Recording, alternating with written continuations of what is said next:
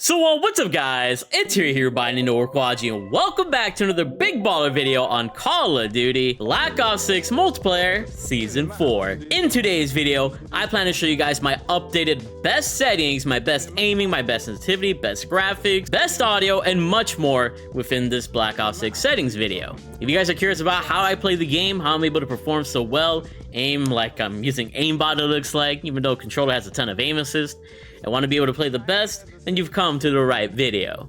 Let's go ahead and kick off Season 4 with best settings. If you guys are excited to see that, then make sure you guys drop a like in the video, subscribe, turn on those post notifications. People are always asking for this type of video every single update, every single seasonal update, so I thought I'd show it off here today. I'm mostly focused on getting high kill gameplays here on multiplayer, but also these random tips and tricks and loadout videos that you guys can learn from, so hopefully you guys stick around. But with that being said though, let's go ahead and start things off with my controller settings here. So I do play on controller, I don't play on keyboard and mouse unfortunately, or fortunately for some of you, so you're gonna have to look up a keyboard and mouse video for that. But when it comes to my button layout, I play on bumper jumper tactical flipped, and I believe on console it's called like L2 bumper jumper or something like that, so make sure you guys keep in mind of that. And the reason why I play like this is because as you guys can see, I'm able to jump shot with L2, aim in with L1, shoot with R1, and shoot with R2. And you guys are wondering how to flip it, I almost forgot to say this. Make sure you guys swap L1 R1 and L2 and R2, at least on PlayStation. If you're on Xbox, you might be used to like the other layout or whatever, but for me as a PlayStation player, I find this easier because it makes my triggers more responsive. And then I slide and drop shot with R3, and then I melee with circle. This allows me to just really utilize the movement on this game. I'm able to jump shot like a maniac, and also drop shot like crazy. And we all know movement is very key within Black Ops 6 here. Been playing this way since back in 2015, back during Black Ops 3, and it's helped me on the jetpack games, the boots on the ground games, and now this Omni movement game. So definitely recommend playing on this. You might not be used to it, but once you get used to it, it'll help you a ton with your gameplay. Next up, the stick layout preset is going to be on default. My horizontal stick and vertical stick sensitivities are both on 1.95 to give us a good fastness and a good slowness to be able to aim very well. Rest of these are all kind of a personal preference. Controller vibration, I play with it off just because I don't feel like I need the vibration. It feels like a placebo to have it on. And then when it comes to dead zone inputs, this is what I have on my dead zones.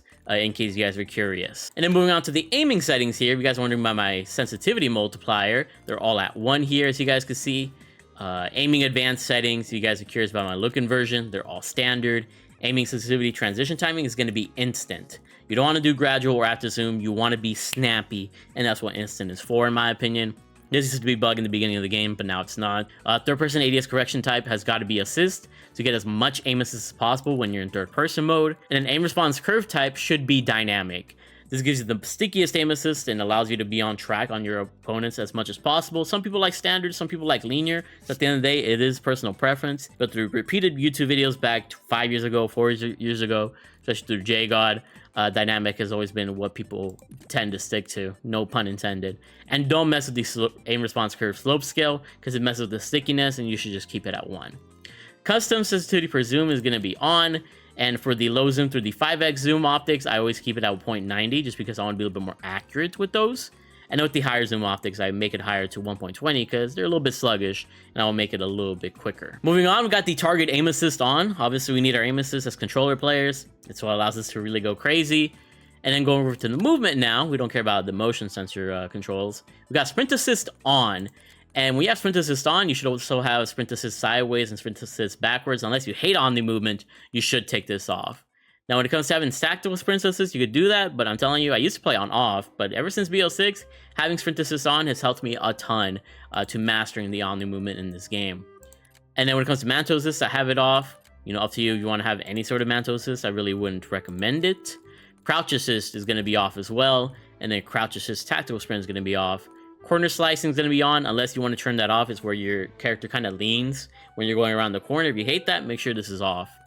Slide/dive behavior, I have it on tap to slide. Of course, you could do hybrid if you want to master that, or slide only, dive only. Sometimes I'll dive. I mostly do slide, but sometimes the dives do come in clutch. And then you also want to have the slide/dive activation delay short, so you're able to, you know, sprint and slide cancel as much as possible.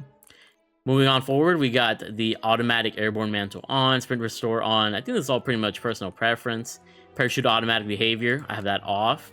Movement advanced settings, we got auto move forward off instead of having sprint on. And then all of this, I believe you guys can just copy there. And then vehicle advanced settings. Here are my vehicle advanced settings. I don't think I really need to explain that too much. And then when it comes to my combat settings, if you're playing Warzone, make sure armor plate behavior is on apply all, so you're able to put on as much stuff as possible. And then manual fire behavior, it's up to you if you want to have press or hold. I recommend press. Combat advanced settings, I think there's something important here. Interact/reload behavior. When you're playing multiplayer, make sure it's on tap to reload. But when you're playing Warzone, do prioritize interact. Because when you're trying to play Warzone, you hold square if you're on tap to reload to like loot and open doors and stuff. But in Warzone, you want to be quick. Prioritize interact allows you to just press square to pick up loot as fast as possible. So spend less time looting and more time botting the opponents. And then akimbo behavior can be independent or paired, depending on if you like shooting your guns at the same time and not having to manually do that, or if you want to manually control how much bullets you're depleting from both akimbo guns, whether that's a pistol, shotgun, SMGs, maybe in the future, whatever the case may be. And then everything else here should be personal preference, I believe. So yeah, that is our controller settings. Now let's move over to the graphics settings here, which in case you guys are wondering about my PC graphics settings, I do have a PC with a 3080 Ti. I got to upgrade that. 64 gigabytes of RAM. I believe everything's on screen right now. And I have a 1440p monitor with 144 hertz refresh rate, curved 27-inch AOC monitor, in case you guys are curious about the monitor specs. So yeah, that's pretty much what I have here, as you guys can see. In case you guys were wondering, NVIDIA reflex low latency is going to be on plus boost, so that we have the most out of the PC. But of course, if you feel better with off or on, then go ahead and put that on. But on plus boost is going to allow this PC to perform the best as possible, at least for me. And then everything else here is kind of personal preference. You guys can see my frame limits there, custom mode preset for eco mode, and everything else here you guys can kind of copy. Quality-wise, we got the render resolution a little bit lower than 100 just because I want to be able to get as many frames as possible, especially within Warzone, because I stream and record on one PC. I'm thinking about doing a dual PC setup in the future, but I heard it's annoying to kind of get your audio up. So it's just like, I don't want to really deal with that. So with this, I have decent frames and the game looks fine. You know, I play on 1440p by default, so lowering this is not going to make the game look ugly at all. If you play on 1080, you should try and have this at 100, so you're able to, you know, take advantage of your already kind of low resolution. But if you really need the frames, then you can lower this to like a 95, 90, or even 85 if you want to play that way. I think I used to play on like an 85 back in Warzone 1 with like a 2070. It was, or 2080. I forget what I had, but it was all right. Dynamic resolution is off here. Upscaling / sharpening is going to be Filet FX Cast and have the strength all the way to 100. All this is personal preference here. I have variable rate shading on. If your PC is weird on the game, then you can switch a VRAM scale target to 90 and it'll make it less weird, but up to you. And then when it comes to my other settings here, graphics and everything, this allows me to maximize my frames while also making the game look decent. Texture resolution low, texture filter anisotropic normal, depth of field off, detail quality low, particle resolution very low, build impacts on, percent effects off, shader quality low, on-demand texture streaming minimal, and local texture streaming quality low. And here's some more info in case you guys need that.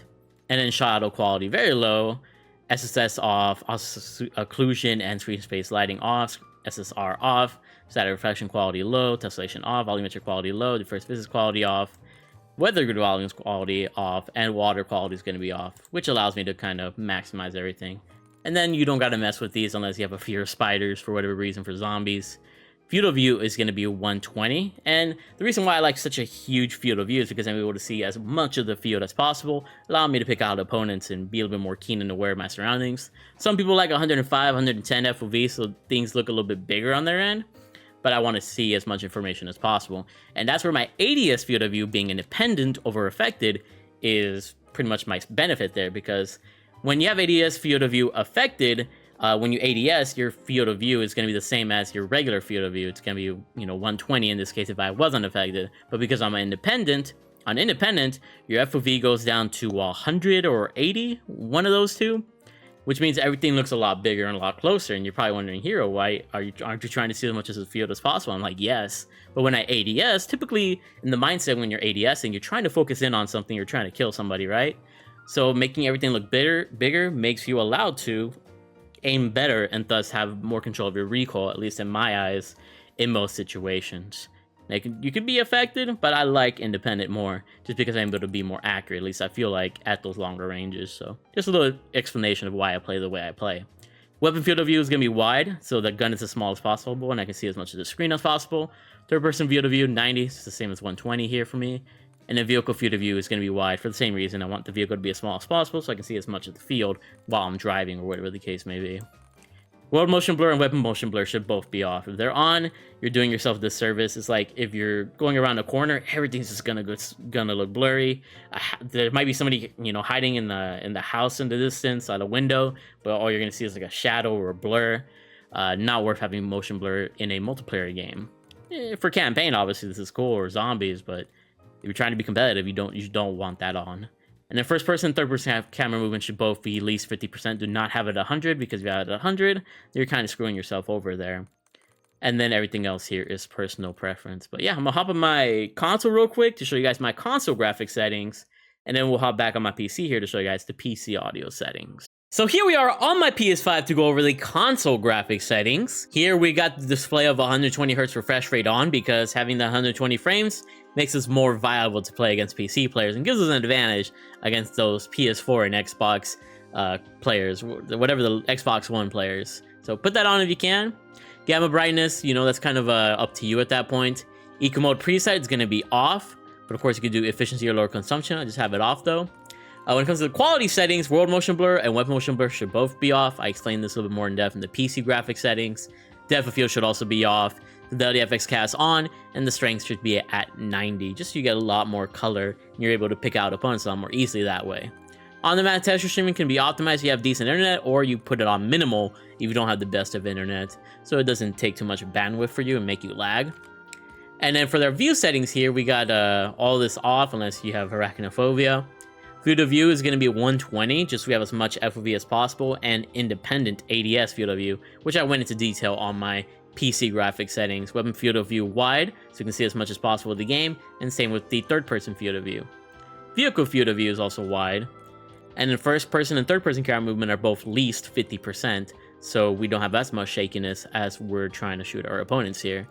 And then the rest of this should be personal preference, but I'm gonna hop back on the PC and show you guys the audio settings and see what's up. And now here I am back on my PC to show you guys the audio settings that I pretty much use on every platform. I just play on PC most of the time.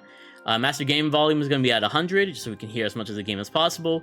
Gameplay music volume off all the way. We want to focus on more important stuff. Even though the music on this game is kind of banging. Dialogue volume is going to be at 12. Just because some of the operators are kind of annoying with their voice lines like Terminator, but typically I do have this at like 30 or 40 if I want to hear some certain callouts instead of reading them. Effects volume is going to be at 100. This allows me to hear people armor plating up, people reloading, people's footsteps, windows breaking if they're going through a window. You need to have this maxed out so you're able to sound whore your opponents as much as possible, and then everything else here doesn't matter. Going on, I have the enhanced headphone mode on. I just felt like it's been nice to have on. Up to you if you want to have it on or off. But audio should be Sucker Punch, which allows you to hear as much of the game as possible. I might be freaking not hearing too much stuff by the time I'm like 60 or 70, but it's all for the good of the game, I guess. And everything else here is personal preference. I've reduced tinnitus sound on. And then voice chat, I believe all this stuff is personal preference. So now we're going to go to our interface settings here. And the most important stuff here is going to be your telemetry, where I have FPS on, server latency, and packet loss, and my GPU just because of curiosity. But FPS is important just to see if my frames are good, if my OBS is bugging and making my frames lower. I can kind of fix that. And then server latency and packet loss lets me know if I'm in a laggy lobby or what kind of region it might be. So that's what I like having that on. Readability, it comes to subtitles. When it comes to subtitles, I recommend having subtitles on. Even though I don't have it off, it's more for the reason that all the text on screen might be looking a little bit ugly if you're watching the video or whatever. But as a regular player, I would have subtitles on just so you can read a call out before it's audibly said.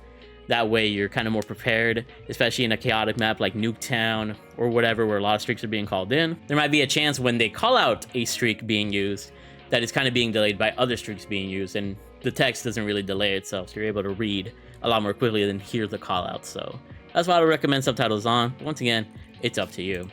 And then gameplay HUD. I always have the multiplayer HUD preset of magnified, so I have a huge ass mini map and I'm able to see the map as best as possible. I have a square mini map, compass type, all this stuff you can copy, and then you guys can customize your colors as such. I don't really mess with the colors personally. And then minimap shape square, just because a square has more surface areas than a circle, so you're able to see even more of the minimap by having a huge minimap. And the minimap rotation is going to be on, radar off. Compass type is going to be minimap or horizontal, whichever way you want it. And then in-game text chat on. All this is kind of personal preference here. Crosshair, I have it on static.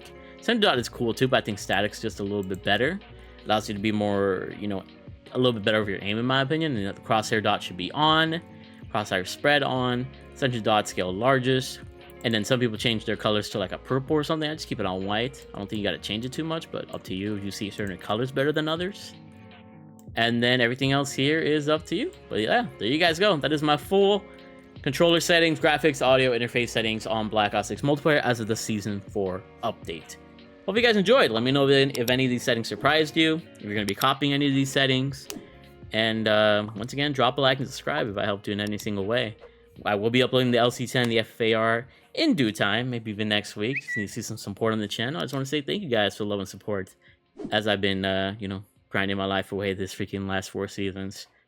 We're halfway through the year. We'll see if Black Ops 7 gets revealed this season or next season. Gonna be a long summer. Appreciate you guys from the bottom of my heart. Stay awesome.